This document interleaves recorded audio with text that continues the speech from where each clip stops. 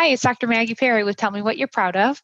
This month, we're talking about embracing uncertainty. So in today's group podcast, the group will discuss what areas of their life are there that it's difficult to embrace and tolerate uncertainty, how anticipatory anxiety gets in the way of embracing uncertainty, and what types of intentional and incidental exposures they use to practice relating to their uncertainty more effectively.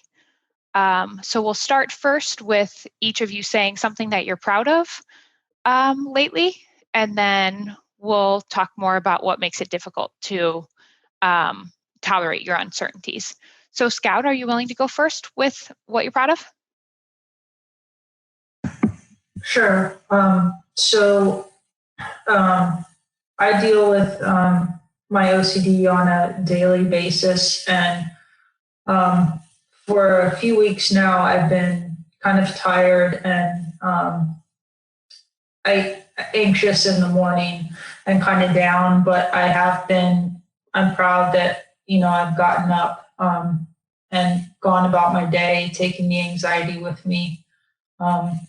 So I've gotten really good at doing that. So I'm proud of that. What makes you willing to do that? I think just from learning over time that trying to brace against the uncertainty or argue to figure out how to make it feel more certain, to argue with my brain or to try to figure it out was really unsuccessful and just made the OCD worse. And because I have a long history of OCD and anxiety, I also know from practice that when you get up and you go do your day, you end up feeling better than if you would have stayed home because of how you were feeling. Yeah, I completely agree. Thanks so much for sharing that. Sophie, can you go next? Yeah, I'm proud of, I've been in my new job now for almost 2 months, and I almost didn't want to take it I was kind of leap of faith that I did take it and felt like it would go better this time than my last job. And so far it's been going really well, and kind of like what Scout was saying, like, I do feel pretty tired every day with the fatigue that I have and carrying kind of OCD with me through the day. But like she was saying too, like it definitely feels better to go do the things despite OCD. And, it's like values driven for sure, which we've talked about before. So I'm just really proud of myself for doing that. Yeah. What do you attribute to how well your work is going over the last 2 months? I think kind of being aware of what my compulsions are, like from previous jobs. So, being really aware of like not trying to not avoiding those things, but just knowing like, oh, when I do these certain things, I might be more sensitized. So trying to make, it really clear to myself, like what I'm allowing myself to do, giving into OCD versus like what is probably, prudent that I do and not OCD. And just like being really strict about that with myself. Yeah, that's great. So starting with, or maybe way back when you started with self-monitoring and like noticing where your compulsions were and where you had the urge to do compulsions. And then over time, as you practice doing the opposite, you recognize the opportunity to not engage in those compulsions. And even if it was tired, to consistently have intrusive thoughts kind of pinging you, over time, it's better to not do the compulsions. Yeah, 100%. Great. Thanks for sharing that. Larissa? Well, I'm proud of the fact that I have continued to do an ongoing project, which is to work on my office. And I've continued to do that and organized it quite a bit in the midst of times when I'm anxious, because when I get anxious, I just really want to go out and jog. And so I'm proud of that. And I'm also proud of the fact that I made an appointment to get my first COVID vaccine. And that in the immediate, and that's for this afternoon after the podcast. So I'm really proud of myself that I signed up and made the appointment, because that causes a lot of anticipatory anxiety for me, but I'm going to do it. Great. Let's definitely come back to that anticipatory anxiety. I'm happy to hear that. Jared? Yeah. I mean, for me, I always had a hard time recently about, staying motivated about, being in shape and staying exercise and all that. But I'm proud of the fact that I was able to do, since the last time we met, 2 very long bike rides and, something that I used to do on a daily basis pre-COVID. And I just feel like I'm slowly starting to get back up to speed. Even this past week, I was able to not even think about it much about riding. And I just ended up, riding a few miles here and there. So I'm proud of that fact as well. Yeah. Is there something in particular that helped you stay motivated? Yeah, I mean, it's nice to have friends accountable to keep you accountable riding.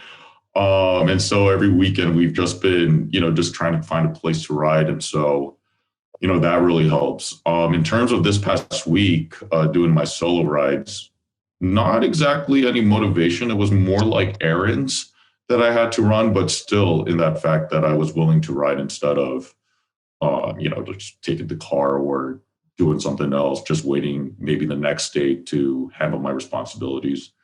I just did it then. So, yeah. Great job. Happy to hear that.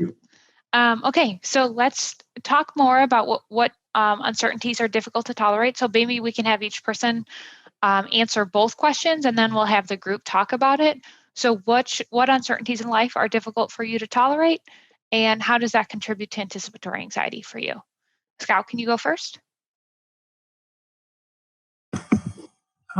Sure. So as far as uncertainty, are you talking about like OCD type uncertainty, or just things in life that are harder for me to cope with uncertainty about? What's the difference for you? So like my OCD right now is primarily relationship OCD, and it used to be completely intolerable for me to handle any amount of uncertainty about my marriage, like, because I would have thoughts, I'm afraid what, I don't really love my wife, or what if I meet her, but I don't really love her. And this was just, those thoughts would just terrify me to the point of, not really being able to do much except for to go to work and come home. And so I've gotten better at that by coming to Huddle and doing, using the strategies that we talk about. And then just like normal uncertainty, I tend to do things in a routinized manner. So I'm somebody that really likes to know what's going to happen ahead of time. So like meeting a new client could cause me a lot of anticipatory anxiety because I don't know how the relationship's going to be until I go and start it.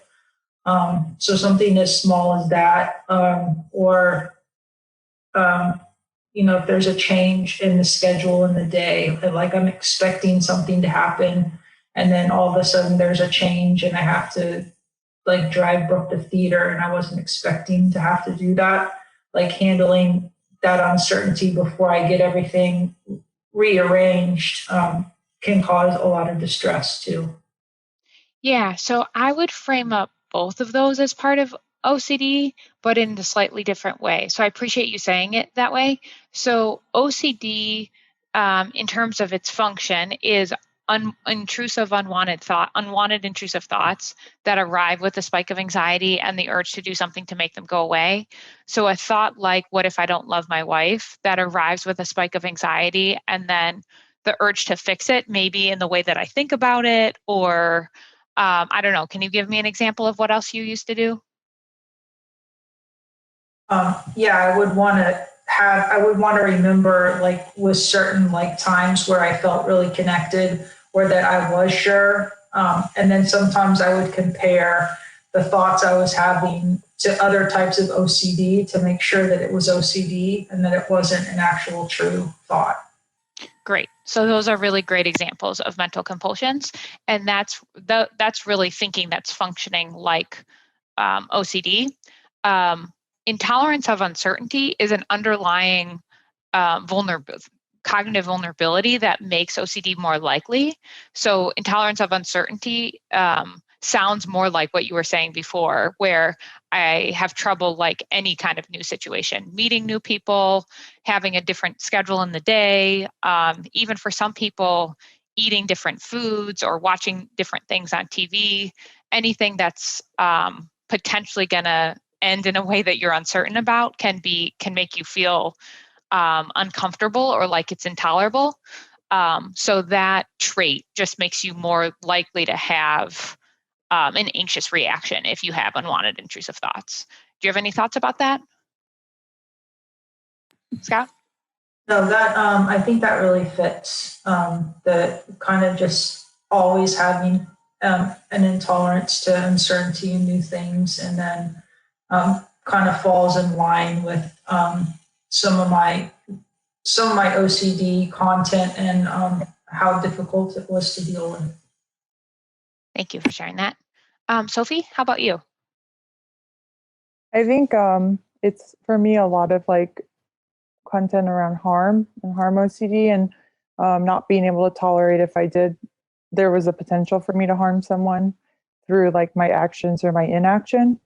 I think that is like, I don't know, when you were asking like, what areas of uncertainty do you have in my head? I'm just like, that's like all I can think of, because I think all my OCD ends up coming back to that at some point, like that core fear. And I think actually I should say too, another core fear is just that like around my mental health, and that like I can't rely on my mental health to be stable.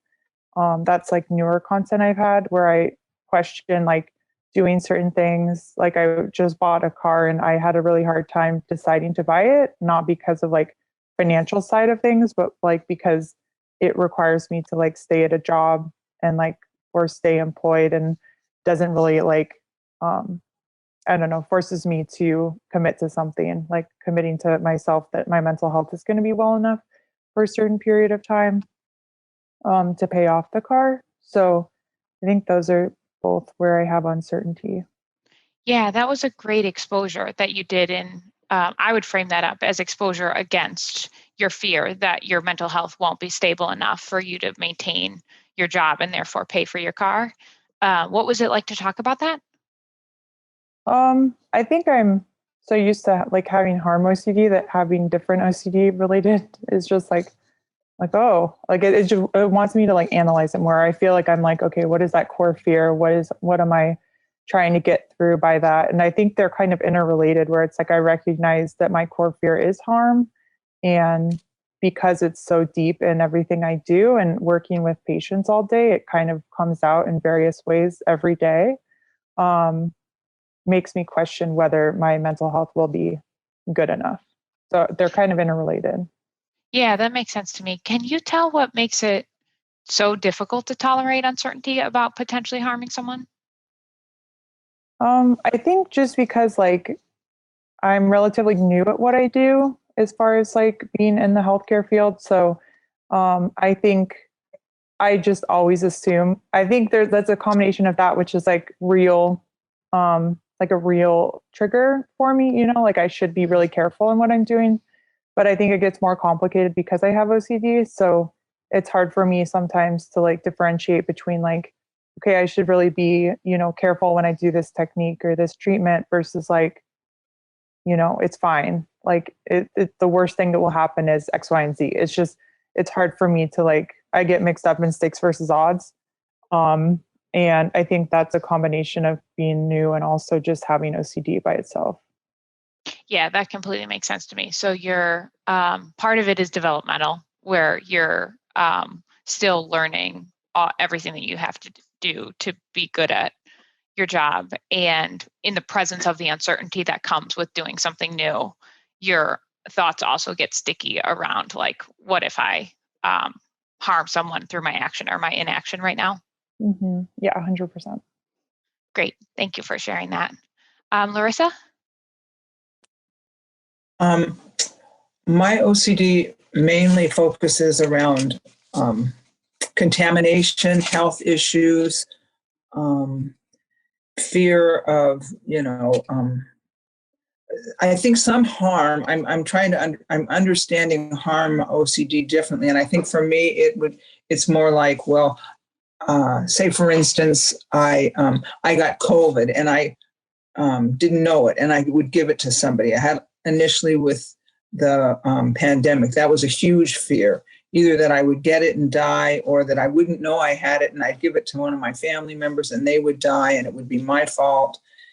And I too worked in healthcare for years, and they're always underlying, not always, but a great deal of the time, was the fear that even if I was doing a good job, which I felt like I was, other than when my OCD took over or when my anxiety took over, I felt like I wasn't doing a good job. I was always at risk of making a mistake, and that risk or that mistake would harm someone, even though my intention was to do the best I could.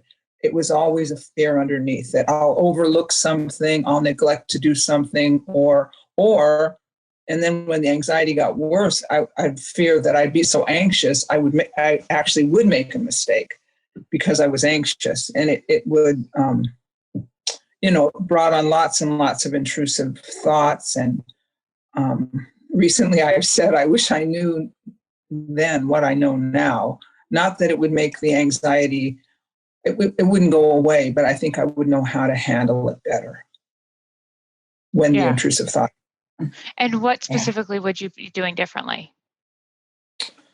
Well, like I have a lot of anticipatory anxiety about anything unknown, especially if it relates to another person, and I would, when I get that whoosh of anxiety, I can tell myself now, okay, that the dread I'm feeling, the fear I'm feeling with the whoosh of anxiety, that's just it. It's a fear, it's a thought, but it's not a prediction. It's not a prediction that something bad's going to happen, or it's not a prediction that I could do something bad.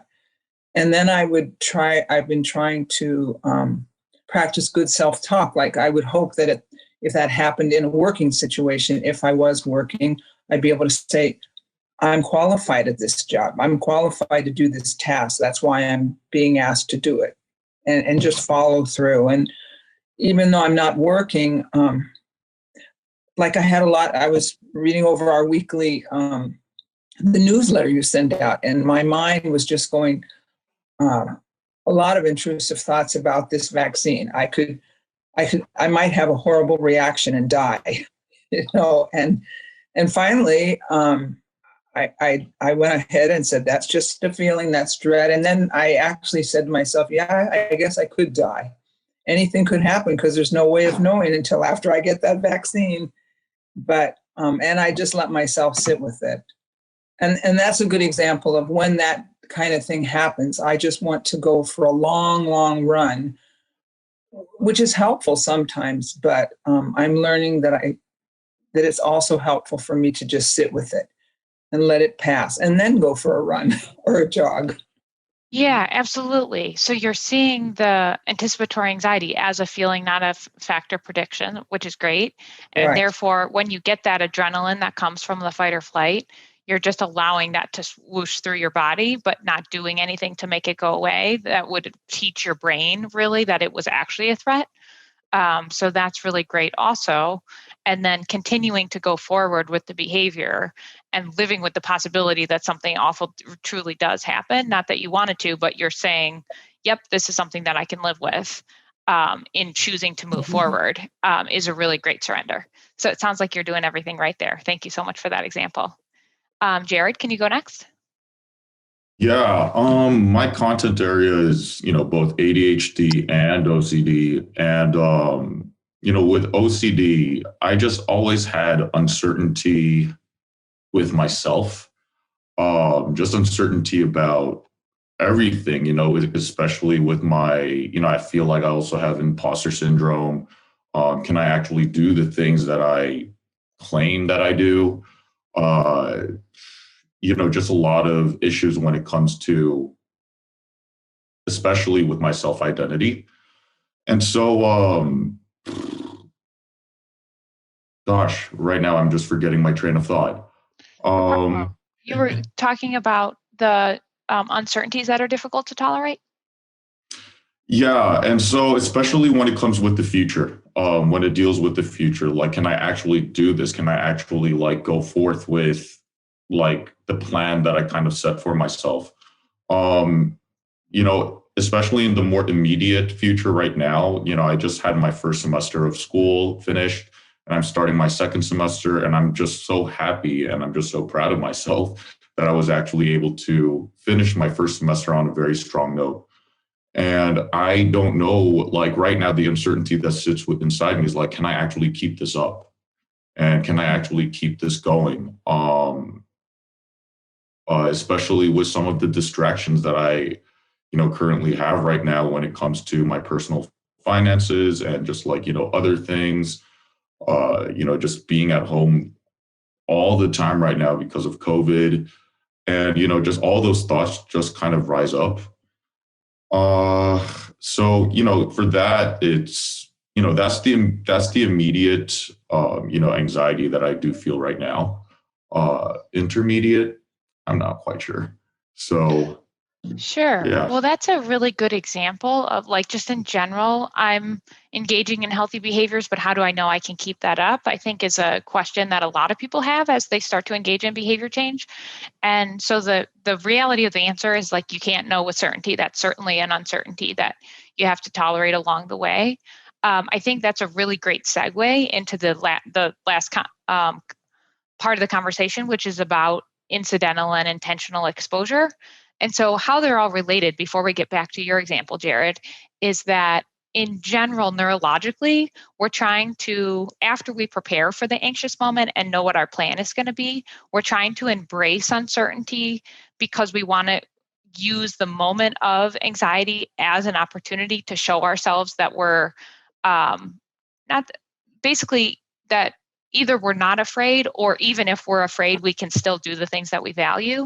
And this type of learning is state dependent. So you can't read yourself or talk yourself into relating to anxiety differently. You've got to actually get anxious and then show yourself that you can handle it. You can relate to it differently.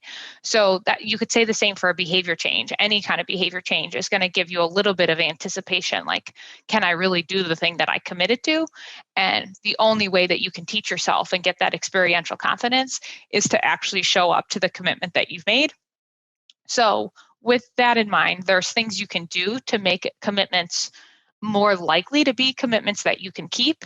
And that way you'll stay motivated and accountable to yourself or other people over time. And so when you're thinking about intentional or incidental exposure, an intentional practice would be intentionally seeking out things that are anxiety provoking for you. So you get to practice using your strategy to relate to it effectively. Incidental exposure and practice are times where you just happen to have anxiety show up in everyday life and you still want to practice your strategy, but it's kind of like maintaining functioning during incidental exposure is also really important. So in general, we're just thinking about it as these types of practices are the only ways to teach our primitive brain that not only is anticipatory anxiety only a feeling, not a fact or prediction, but also when we get to that anxious moment, we can tolerate it and thrive in spite of it. So with that in mind, Scout, can you go first with your intentional and incidental practice related to the uncertainties that you just described? Sure. So with respect to relationship with CD, I'm married, so my life is really kind of like a walking exposure. So there wasn't a lot of need to do intentional exposures when I was working on it because they would just happen so often. So a lot of it was learning when I got the fight or flight feeling, which I would get on and off all day long. Would be to continue doing what I was doing, not tense up or brace or try to figure out if the feeling means anything, but to kind of just keep on doing what it was that I was doing and kind of go towards my values. One way that I could add an intentional exposure to that, at first I didn't do this because I was struggling so much just with maintaining functioning with the incidental exposures. But now that I'm better, sometimes if I do get a fight or flight feeling with the theme being about my relationship, I'll intentionally add on to it. So I might say something like, yeah, maybe I don't really know if I actually love my wife. And then I'll keep doing what it is that I was doing before. So I try to make it a little bit worse. What's that like to talk about? It feels good that I've managed to get so much better, because I for a long time had just a really hard time with the thoughts. I was really fused to them, and kind of felt like I was stuck in a situation that wasn't going to get better, and that I wasn't going to have this attitude, the kind of willingness attitude. And so the fact that sometimes I am willing to do a little bit more, it feels good. It feels, I guess, since I was an athlete, it kind of feels like, like I scored a goal or something like that. That's a great attitude. Thanks so much for sharing that. Sophie? I think certain things make exposures, certain types of things make certain exposures better. And I think for me, what's tricky is when you're like being bombarded by like incidental exposures so much that it's like you can't pace them out and like kind of like let yourself recover from the sensations from incidental exposures before you have more. Like I found like certain triggers I've had, like contamination and just things like that, I guess, like driving, locks in the stove, things like that I've had. It was like pretty easy for me to like plan exposures around those and then carry them out. And I found those to be like tremendously easier to get over than things like, harming someone through my work, because every day I'm like, there's so many incidental exposures through like decisions I make, and, I don't have control over the patients that come in and how they present and how they interact with me. And I think it was really hard for me at the beginning of while I was working to tolerate how much exposure that was. It just was like a fire hose, And I think it's just tricky to plan, kind of like what Scott was saying. It's like once you kind of get your bearings with how much exposure there is, then I think it's easier to plan intentional exposures around that. But I still find it tricky to get to that place with this certain content area, like at work, to be able to do intentional exposures. But I do know what those exposures need to be. And like kind of like I was talking about it before, those are the things that I know what I'm sensitized around. So that's when I plan the intentional exposures. Yeah, that's great. You're showing a lot of self-awareness. Do you feel self-compassionate about how your process is going to go, given that it's going to take some time for you to kind of get in the groove of what's helpful to you? Yeah, I think self-compassion is definitely hard for me to get to a lot of times. I think just because I tend to be a pretty harsh critic on myself. But at least I like conceptually understand what needs to happen like in this process for me to get to a place where I could be okay with how much exposure is happening. So maybe that's that understanding of self-compassion. Yeah, I absolutely think it is. And also to your fear around how do I know that my my mental health isn't going to deteriorate in a way that will impair my life. I think as long as you have a plan, even if you're having difficulty executing the plan, you kind of know where you are. And then there's less uncertainty about like how things are going to go. Do you agree with me on that? I do. I think that can also be scary though, because you know where you are and the power is kind of only your own, if that makes sense. Yeah. There's definitely a like there's kind of it reminds me of the Serenity Challenge. So trying to take control of the things that you have control over, and then also surrender when there's things that you can't control. but it's challenging to do both. Larissa, can you go next? Sure. I appreciate everything everybody is saying, and I can relate somewhat to everything everybody's saying. And then I feel like I've lost my train of thought. But as far as like when I intentionally want to do an exposure, I like today, I know when I go for that vaccine, I can just anticipate that I'm going to have that anxiety just flood over me to the point where I get frightened that I'll get a fever, and then they won't want to give me the vaccine. And so looking at that as an opportunity to just say, okay, I can do this, take a deep breath, do what I can to relax at the moment. When I start, I think sometimes with me, when the intrusive thoughts about what could happen start flooding over me, it's hard for me to focus. So I'll just focus on what I'm doing right now. Just continue to stand here. I'm okay. I'll get through this. I've been through it before. Looking back at things I've gotten through that I thought maybe I wouldn't be able to, and try to remember that. But I think like even now, the whoosh of anxiety is coming over me. Am I even saying the right thing or doing the right question? And I think I just have to remember that I'm losing my train of thought. Maybe can you? So that it's just a feeling. So that this is okay. Whatever you're feeling right now is okay. And right now is an opportunity to just have compassion on, like treat yourself with compassion because you're just having a feeling. Yeah, I think what that was about is in my mind, I'm thinking, okay, what's intentional, what's incidental? Sometimes I get confused of which is which. And, but it leaves me with the feeling of anxiety, or I'll say the wrong thing.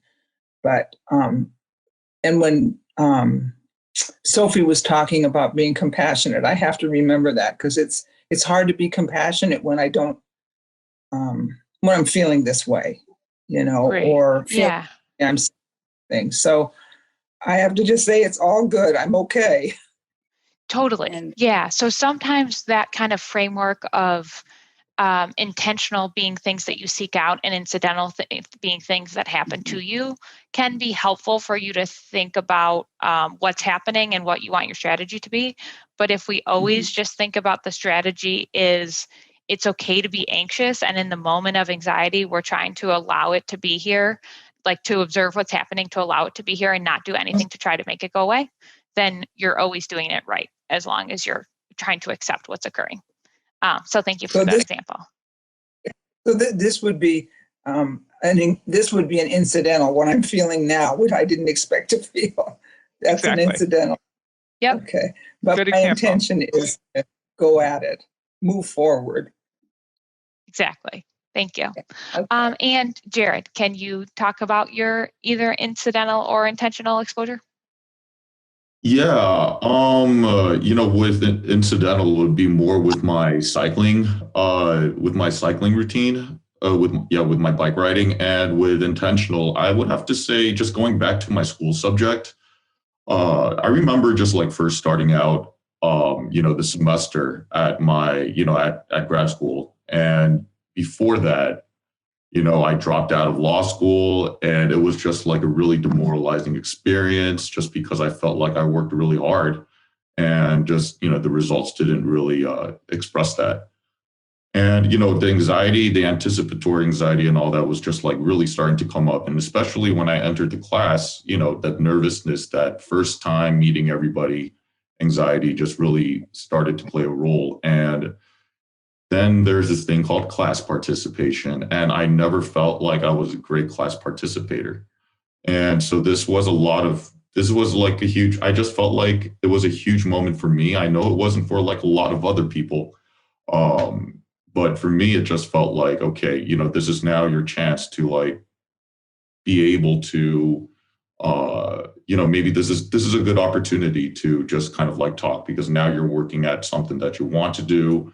You're in an environment that makes you feel a little bit more confident. Let's just see how it goes. Just don't really think about the consequences and the results that would happen right afterwards. And just go with it. And it really did help. And it was very much a reinforcing atmosphere during that time period. But when it comes to incidental, it would be like my bike riding. I would go out, the anxiety would kick in. And, let's say that I fall or do something stupid. And that would be, I can't really think of one just right at the top of my head, but, then there would be like another spike of anxiety just because of that kind of awkward movement that I did with my bike. So for me, there was a lot of moments like that. It just sounds very trivial when I talk about it. Like it's not a big deal, but for me, just because it was like an everyday thing, just like how people thought about me, it doesn't even matter if I knew you, if you were a stranger, it just really played a role and impacted, I think my life to keep avoiding, a lot of the things that I wanted to kind of do. So yeah. Yeah. Not thinking about the consequences was like a huge help for me. Just to get back. Both of those are really great examples of, in both cases, you expected that the anxiety was going to show up, and then you had a strategy for allowing yourself to relate to the anxiety effectively so that it didn't escalate. So thank you for those examples. Those are great examples. So in awareness of our time, we're going to end here. Thanks so much for listening and for embracing your uncertainty. See you soon.